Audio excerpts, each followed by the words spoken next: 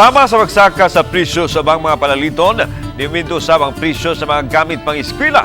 Labi na rin nagkaduol nga school opening.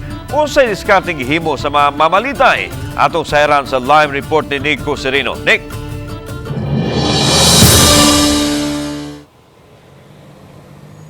Yes lan, pipila ka adlaw na gyud sila magbukas kining klase sa mga pampublikong eskwelahan maong kanya-kanya nasab og preparasyon ng mga ginikanan sama sa pagpamalit sa mga gamit pang eskwela.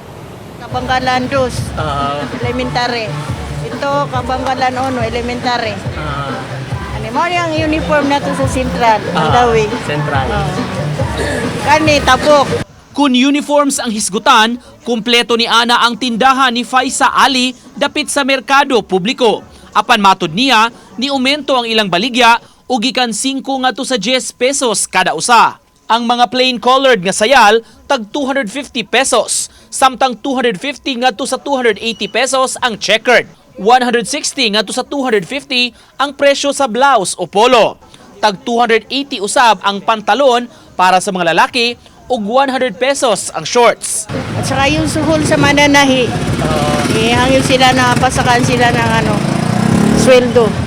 Ano to, sir? Daghan ang namalit ninyo?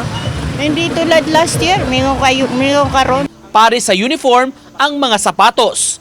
Ang mga black leather shoes mapalit gikan sa tag 650 pesos depende sa gidakon. Apan himalitan sab kuno ang black shoes nga ginama sa rubber o goma, di pa kuno kabalakan kun mabasa o mahumol sa tubig. Mapalit kini gikan sa tag 180 pesos o kasagaran nga to sa tag 350 pesos. Rubber. Ano rubber man? Ay kuha, madugay maguba.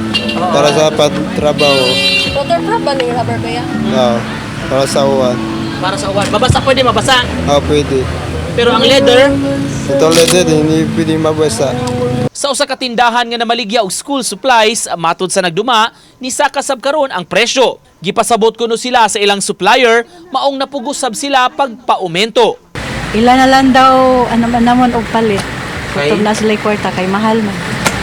Masad sila choice kay usay mo hatag raman mi og kanang kuan kung okay ra ba nila sa presyo ng Sige ng Estrelita nga gipa-sponsor og school supplies sa mga batang anak sa iyang mga suki, anam-anam lang kuno og pamalit kay ni mahal ang presyo. Maong panghinaot niya. Matag madungog. Para? Sir President. Oo nga.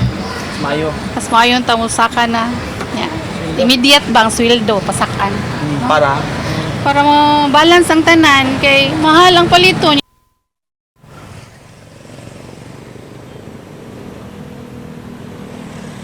Matod hinon sa mga manindahay lan nga muhatag masab sila og discount labi na kung binulto ang paliton sa ilang mga customers og tambag sab alang ni ato mga mamalitay nga mas maayo sab jud kunong daan nga manganbas kung asa sila makabarato. Lan?